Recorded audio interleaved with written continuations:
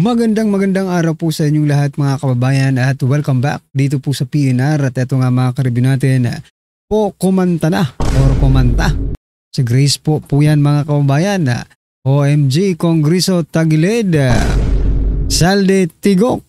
Ayan mga kababayan, patungkol po riyan ang ating aalamin at bibigyan ng reaksyon ngayong araw na ito. Pero bago pong lahat mga kababayan, sa mga hindi pa po nakapag-subscribe sa ating munting channel ay pa-subscribe naman po. At eto na nga, simulan na po natin to.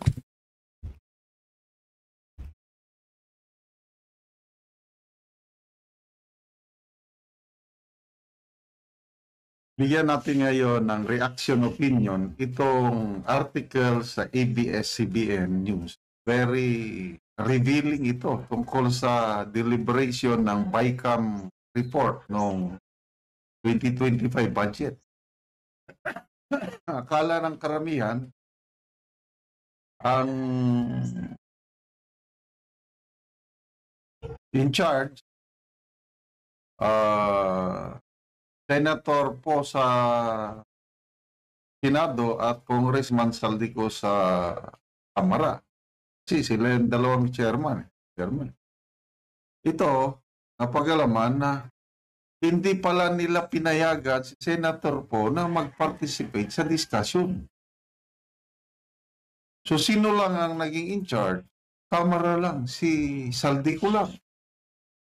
Ito, article, Puno, Congressman Puno, apologizes to Grace Po for linking her to BICAM report on 2025 budget bill. House Deputy Speaker Ronaldo Pono of Antipolo has apologized for linking former Senate Finance Committee Chair Grace Po to the final draft of the 2025 budget, saying he has since found she had not been allowed to participate in bicameral conference committee deliberation.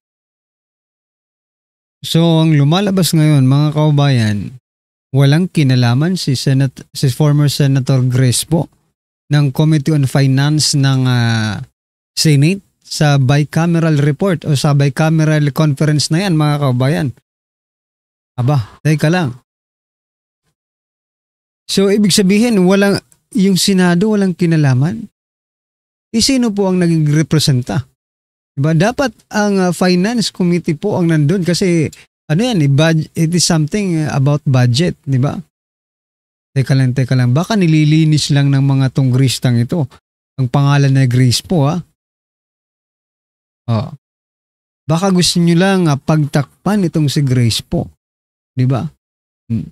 At anyway, mga kababayan, gusto ko rin isingit ito kasi nakakagigil itong balita.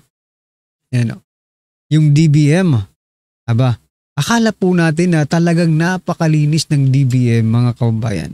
Pero ito po ang balita. Mula po ito sa Dare to Us. Sabi po dito mga kababayan, Budget Secretary Amina Pangandaman admitted some copy-pasted. Nako, kinopy-paste lang mga kababayan. Copy-pasted and duplicate project. Slip through due to the office lack of engineers. Nako. Parang pinayagan nila. Sige, dahil wala naman tayong mga engineer, sige, mag-copy-paste na lang tayo ng mga project at i-duplicate na lang natin tong mga project na ito. Sayang din naman yung pera. Nako po. A line-by-line review with DPWH Secretary Vince Dizon is now underway. Yan. Mayayari kayo ngayon kay Secretary Dizon. While DBM plans system to flag vague or repeated entries. Yan. Sabi po dito sa balita noon, to repeat, sabi po ni Amina, DBM chief, to repeat, they submitted 700 pages with some more than 15,000 line items We don't even have a single engineer in our office. So we acted in good faith. Hindi nyo naman kailangan magkaroon ng isang engineer sa budget na yan. Diba? Hindi nyo, kaya nga Department of Budget and Management kayo. Kasi hindi po kayo Department of Engineers. Why do you need engineers? Diba? Eh di sana sa DPWH ka nag-secretary para may engineer ka. Diba? Bakit kailangan yung mag-copy paste? Doon pa lang sa copy pasting na yan, mali na po kayo. Diba? Diyan pa lang sa pagbabudget sa mga duplicated project na yan, mali na po kayo. No? Bakit mahirap bang i-check yan? Eh di magpatulong kayo sa mga institutions that are really reliable for auditing, like COA. Diba? Bakit kailangan kayo pa well, anyway, sabi po ng ating mga kababayan dito, nanggigil sila dito kay Amina Pangandaman. Sabi po dito, kaya I don't like this DBM secretary portraying na malinis pero katulad din ng amo niya. Sa bagay. Kasi it is really coming from the higher ups. No? Hindi naman yan ganyan lang. Hindi naman hindi magka-copy paste yan kung walang approval by the higher ups, di ba? Makikita yan sabi pa po dito, kung honest siya at magaling sa trabaho, matagal na yan nag-resign sa BBM admin. Oo nga Kasama rin siya sa pag-tolerate sa pagnanakaw sa kaban ng bayan, nagbubulag-bulagan lang, culprit ka din, Secretary Amina Pangandaman. Correct. Ito pa. Paano naging good faith? Paano daw naging good faith? Paano naging good faith yun? Alam na pala nila. Repeated items yun nakalagay. Bakit hindi sila nag-seek ng advice sa mga kilala nila at trusted nilang mga engineers? Kung wala naman silang engineer sa office nila. Oo nga No? Tama rin itong sinasabi dito. Anak ko, ang haba pala ng nito. Ito, sabi niya pa, ganon ang due diligence na you seek advice and second opinion sa expert in that particular items.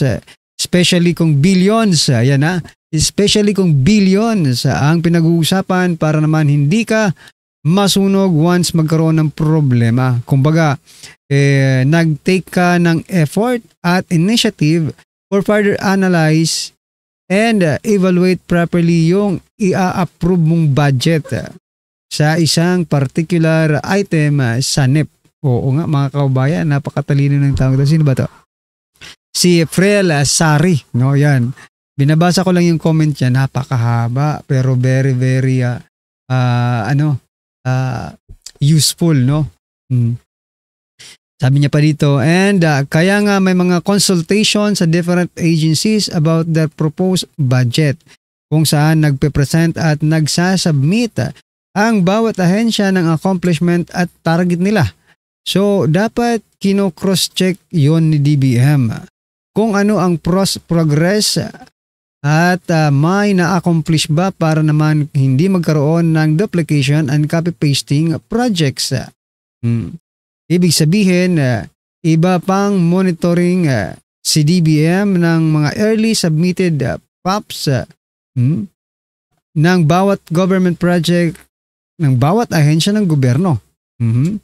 Para lumabas, wala ng checking at approve na lang ng approve ng kung sino malakas at sino paborito ng powers that be. Ayun, sobrang bulok talaga ng gobyerno under Marcos administration. Kaya tama talaga si Vice President Sara Inday Duterte na dalawa lang ang nasusunod sa pondo ng gobyerno, si Martin Romualdez at si Saldico. Naku po. Ayan mga kababayan, no? Dali ang DBM. Ano po ang inyong masasabi dito? Ang tingin pa naman natin dito kay Pangandaman, Secretary po ng Department of Budget and Management, talagang napakagaling. Napakagaling palang mag-copy-paste eh. Very powerful, oh. Huwag kang sasali. Kami lang ito. Wala siyang magawa. Ganun ba yun? Sabi. At the press briefing on Wednesday, Puno said he wanted to apologize to Grace Poe in front of everybody for his comments about the 2025 budget. Okay. Pasalamat tayo dito kay Congressman Puno. To me, parang matinong congressman. Gusto niya ng transparency. Kini-question niya yung nangyari sa 2025 bill. Yung final draft. Kini-question niya. At nung una, ang sinisisi niya, Poe and Saldico. Ngayon, nalaman niya, very shocking na it's a pera si Senator Poe. So, ibig sabihin, Saldico lang ang naging in charge. He said, however, that the process of determining accountability on the matter should continue even in the Senate. Sabi niya, I don't think that has been completely resolved yet. Correct. Wala pa. Huwag tayong titigil. Mag-iingay tayo sa 2025 national budget na yan. Paano nila naisingit yung ang daming billions of pesos? Pera natin yan. Kaya salamat, Congressman Puno, Congressman Toby Chanco, pati na rin si Congresswoman Laila Bilino. Binabanggit din niya, dapat may siwalat yan. Hindi pwedeng tahimik. Hinahanap nila yung small committee report na up to now, hindi nila maipalapalabas. Bakit? Takot sila, may tinatago. Transparency naman kaya. Ngayon 2026, gusto nila transparent na kunuhay. Dahil pera natin yan, makialam daw tayo. Pera din natin yung 2025. Makialam din tayo. Bakit ayaw ilabas yung small committee report? Sabi talagang mga nangyayari sa bayan natin. Totoo, grabe talaga mga kababayan ang mga nangyayaring korupsyon. Dagdagan na natin, grabe po ang mga nangyayaring korupsyon sa bayan natin. Alright, speaking of korupsyon, eto mga kababayan, mula po sa Archlight News, eto President Bongbong Marcos Jr. Grabe, itong balita, maano kayo dito sa mga komento ng mga kababayan natin. Sabi po dito, BBM naiiyak sa galit sa mga nangyayari ngayon sa bansa. News update, BBM naiiyak sa galit sa mga nangyayari ngayon sa ating bansa. I see people having hard time and they don't deserve it, sabi po ni President Bongbong Marcos Jr. Sabi niya, nakikita ko yung mga tao, naghihirap, naghihikahos, at hindi po nila deserve yun. Alam mo naman pala na hindi deserve ng Pilipino. Hindi talaga deserve. Bakit? Yung pondong yan ay galing po sa taong bayan. Tapos ganito ang gagawin ninyo sa taong bayan. Kung kinukurap lang. Bakit ka naman? Napaka-weak talaga ni President Bongbong Marcos Jr. Crying is not the solution.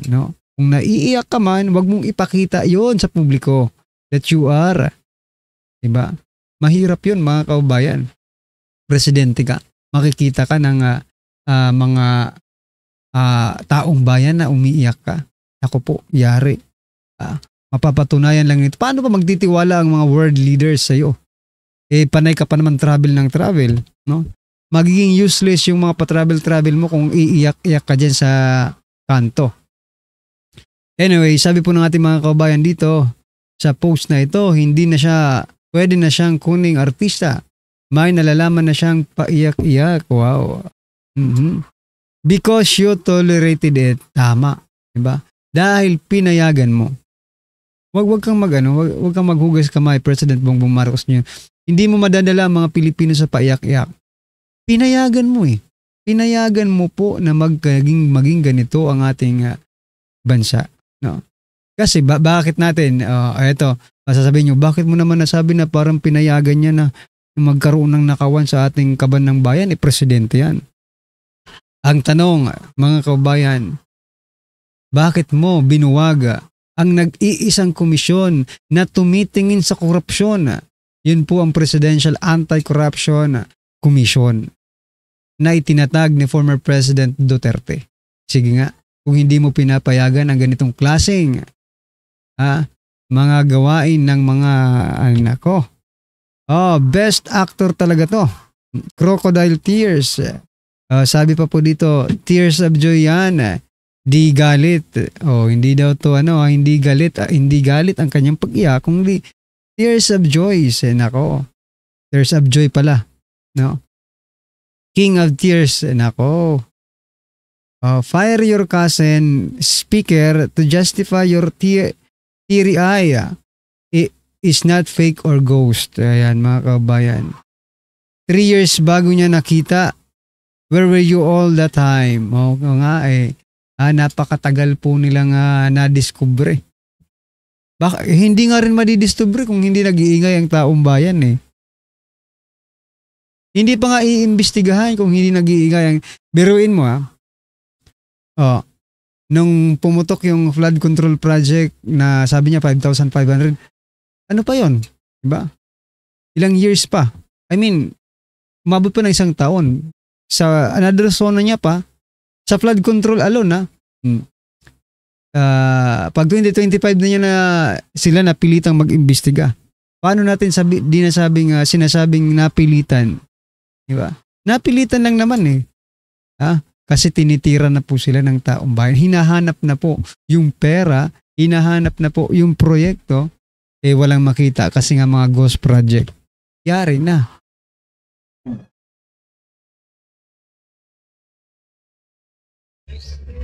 I don't think that has been completely resolved yet. Sabi niya, he said of questions on changes between the budget bills approved by either House of Congress and the one sent to the palace for the President's signature.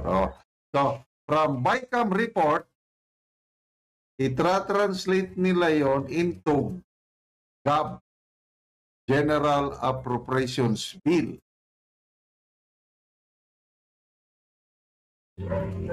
So yung bill na yun ang ipinadala sa presidente para pirma niya. Nung napirmahan niya, yun na yung batas, act. So klarong-klaro mga kababayan kung sino po ang mga involved. Diyan po sa mga maanumalyang inserted budget, no? Coming from the House of Representatives, bicameral conference, ano pa? Na naging bill na kasi pinag-usapan na nila, pumunta na sa presidente. Dahil nga okay sa presidente, diba? Hindi niya naman yung pipirmahan ng itong mga budget na to kung hindi po siya okay. Sino ba ang presidente na pumipirma na ayaw ng kalooban niya, diba? Siyempre, pag pinirmahan niya yon, okay sa kanya yon. Pinirmahan niya. Ngayon, sino ang gusto nilang sisihin? DPWH alone? DBM alone? Contractors alone? Nako, matindi po ito mga kababayan. Matindi po ang corruption dito kasi nakikita na po natin yung pattern, no? Kung saan talaga, kung sino talaga ang pasimuno nito. Di ba? Well, anyway mga kababayan, ano po ang inyong reaksyon, opinion? Ay, pa-comment na lang po sa baba. Maraming salamat po.